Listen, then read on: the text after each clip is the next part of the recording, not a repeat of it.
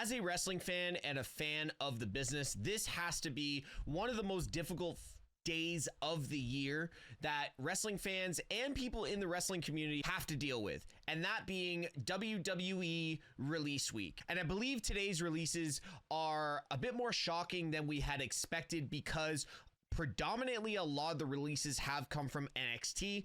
Granted, there could be a lot more releases in the coming days, but from what we found on this Friday night right before SmackDown, there has been some major names, especially coming from NXT, released from WWE. Let's just go through the list and talk about certain individuals who I personally didn't think I'd see on this list. We have Shayna Baszler, Braun Strowman, Kaden Carter, Katana Chance, Gigi Dolan, Eddie Thorpe, Javier Bernal, Oro Mensah, Wolfgang, Mark Coffey, and Joe Coffey of Gallus, Riley Osborne, and the two biggest names for me that are surprises are Dakota Kai and Cora Jade. Two women that have been pretty much on WWE television up until the last couple of weeks. Cora Jade getting almost main roster time and getting to work with Roxanne Perez. Dakota Kai getting her Intercontinental Championship opportunities that we actually thought she might actually get another run at, but I guess she got a concussion and was left off of TV. There has been a lot with Dakota Kai in the last, I'd say, 12 months that would have said WWE has plans for her. Again, Cora Jade as well. These are major names on the roster that could have in the next 2 to 3 years become predominant staples on Monday Night Raw and SmackDown. I want to go into a tweet quickly that Matt Cardona put out earlier tonight, and it says, to the recently released, you have 3 choices. 1, fade into obscurity. 2, coast off your WWE name. And 3, work your ass off, reinvent yourself, make a lot of money, and have a lot of effing fun. Love the indie god. I think if anyone is to put out a boost of confidence for anyone that's been released, it's Matt Cardona, because he has built the foundation for those WWE mainstays that have been released and probably have had a shock to their system thinking, oh, what am I going to do now? And all you have to do is follow the Matt Cardona playbook. Maybe don't become the deathmatch god or the deathmatch king, but go and make your name for yourself outside of WWE. Like the Matt Cardonas, like the Drew McIntyres, like the Cody Rhodes of the business, and really just drive home that you are worth being on the biggest stage, making the biggest money, and having the most eyes on your product as a professional wrestler. Now, if you look at some of the names that have been released, the Javier Bernals, the Eddie Thorpes, the Oro Mensahs of the world, I'm almost wondering if some of these releases are strategic, if they have anything to do with the partnerships that are up and coming, obviously with TNA, the acquisition of AAA. There is opportunity for a lot of people on this list to make a name for themselves in these promotions. So if you're to look at the TNA current roster, you have, for the knockouts, you have Masha Slamovich, you have Tessa Blanchard, you have, I believe, Xia Li, and you have like Steph DeLander, and really nobody else has that major name coming off the indies or coming down from the main roster. Yes, Indy Hartwell just crossed the line going to TNA, but other than that, there's not really anyone of significance to say, wow, I'm mind blown that we are gonna get this match in TNA. Some of these releases, again, because of the partnership between WWE and TNA, could be strategic. Shayna Baszler, Dakota Kai, Cora Jade, and definitely Gigi Dolan, who spent some time, obviously, over on TNA already, could bolster the Knockouts division for TNA.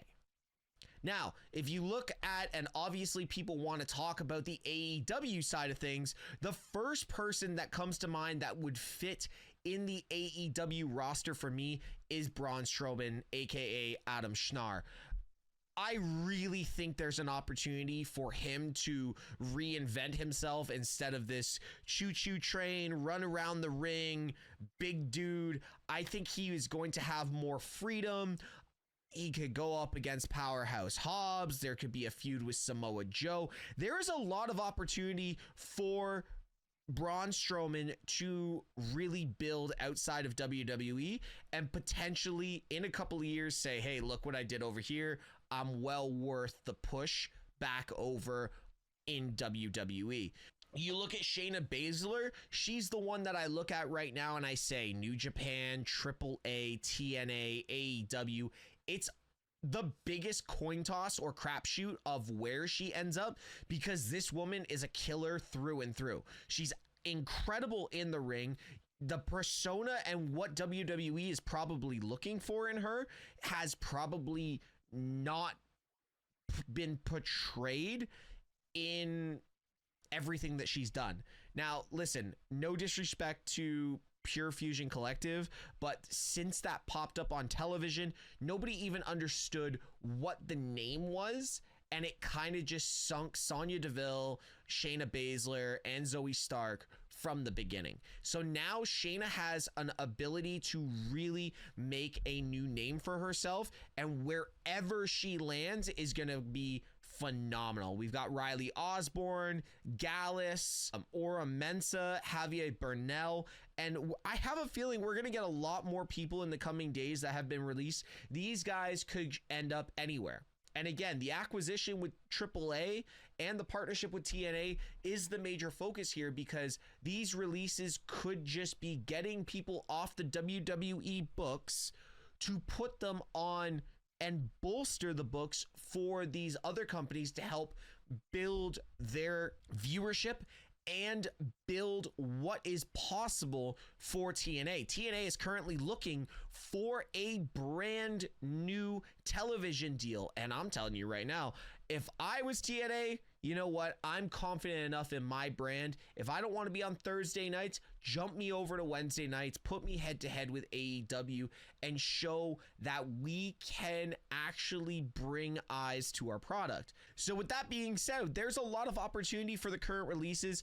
And again, I just want to say this is one of the hardest times, and I feel horrible for the people that are released because nobody likes losing a job, nobody likes getting fired, and nobody likes not being able to work. And when you put years and years and years and years and years into what you love and what your passion is, just to be like, oh, sorry guys, you just don't fit in the future of what we're trying to do, that's got to be a shot to the heart. So my best and my well wishes goes out to literally everyone that has been released today, and hopefully we don't see too many more releases. From what I've seen on the dirt sheets, there are going to be a couple other major names released in the coming days, which is never good. But the fact that we've had massive amount come out of NXT was the most shocking part of this. Looking at that, we've had, I think, 10 come off of NXT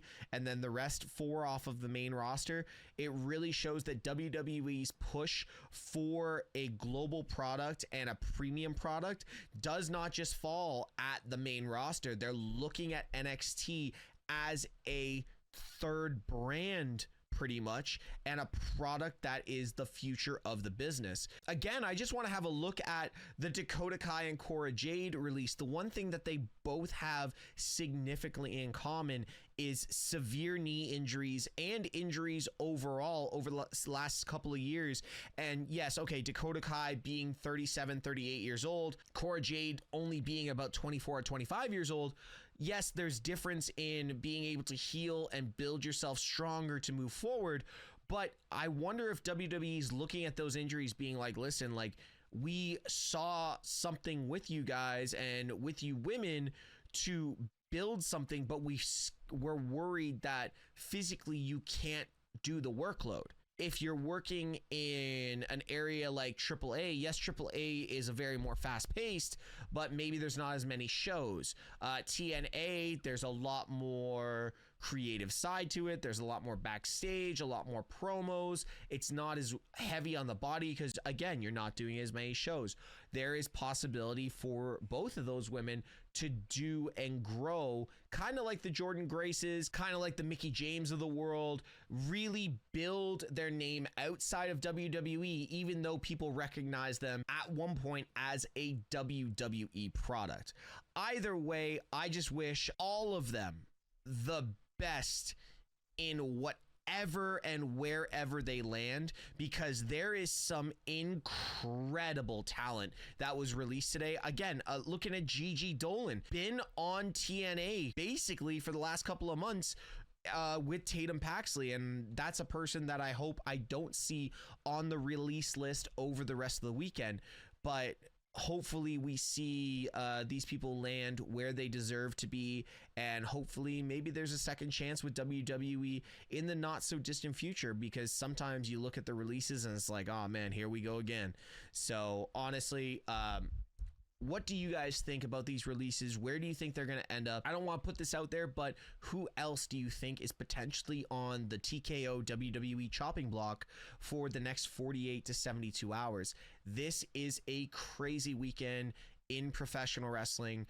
Again, Shayna Baszler, Dakota Kai, Braun Strowman, Kaden Carter, Katana Chance, Gigi Dolan, Eddie Thorpe, Javier Bernal, Oro Mensah, all of Gallus, Cora Jade, and Riley Osborne, all released from WWE within the last 24 hours. Insane names on that list of people, but hopefully they find their feet, and hopefully we don't have to make a second part to this video, because talking about releases is one of the hardest things when you're a wrestling fan and you followed these people since they kind of started their journey. Anyways, guys, like always, be good people.